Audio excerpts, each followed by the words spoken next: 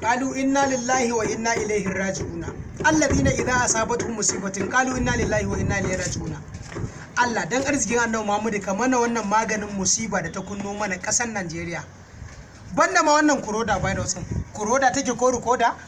Mu corona virus mu talakawa ne na Najeriya.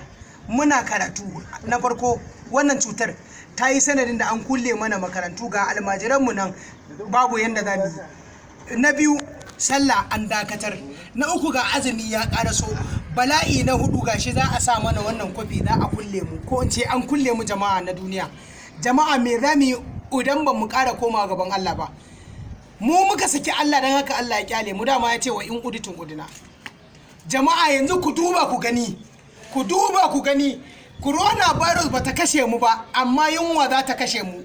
Yunwa za ta kashe mu, an dare mu a gida. Tallafin da ake bada gwamnati ba ta ba mu tallafi ba, mu talakawa ba wanda yake da kware shinkafa kai kwanan garin kwaki ko gwangwani ɗaya baka da shi a gidanka. Yau an ce za a tare ka, za a kulle ka a cikin gida, sai kai tsawon kwana 5 ko sati 1 ko sati 2 ba ma mu sani ba illa masha Allah. Dan Allah da Annabi jama'a wannan adalci ne.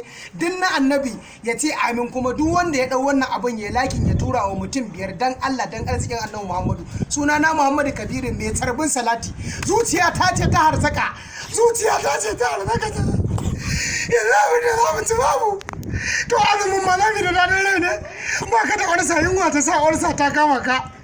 Na kai azumi ba abun buɗe baki, kaga ibada ba za ta yi burin mu ne ku zama da mu Yahuda. To Allah kai ne Allah.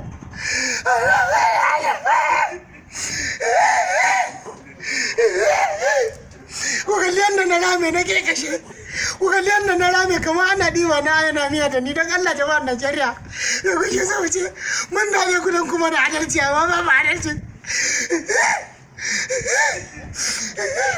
Bisalam jama'ar Najeriya, bisalam.